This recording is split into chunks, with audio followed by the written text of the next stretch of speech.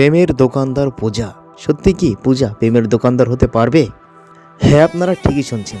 তবে আজকে আমরা অন্য একটা ব্যাপার নিয়ে কথা বলতে আসছি। আপনারা হয়তো পূজা শ্রীকে চেনেন, তো তার নতুন একটা ওয়েব সিরিজ আসছে। সেই ওয়েব সিরিজের একটি গানের নাম প্রেমের দোকানদার।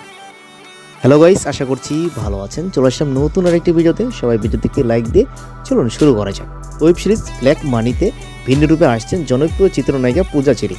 এরই মধ্যে রায়ান রাফি পরিচালিত সিরিজটির শুটিং শেষ হয়ে গেছে। নতুন বছরে একটি ওটিটি প্ল্যাটফর্মে দেখা যাবে সিরিজটিতে একটি আইটেম গানে ধরা দিলেন পূজা চেরি। পূজা চেরি একদম অন্য রূপে দেখা দিয়েছেন সেখানে। আপনারা হয়তো তার এই নতুন গানটি শুনেছেন।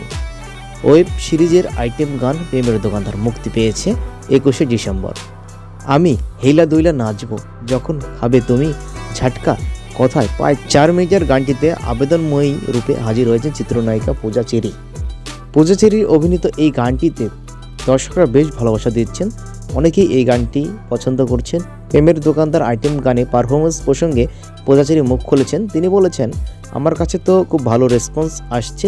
বিভিন্ন মাধ্যমে গানটি ও আমার পারফরমেন্স প্রশংসা পাচ্ছি।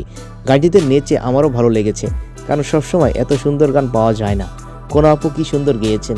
এই গানে আমাকে গল্পের প্রয়োজনে প্রেজেন্ট করা হয়েছে, বাড়তি কিছু করিনি। ছবিটা দেখার পর গানটির সঙ্গে দর্শক আরও সংযোগ স্থাপন করবেন। তো পূজা চেরি বলেছেন এই নতুন ওয়েব সিরিজে আপনারা সকলে দেখবেন, আশা করছি ভালো লাগবে।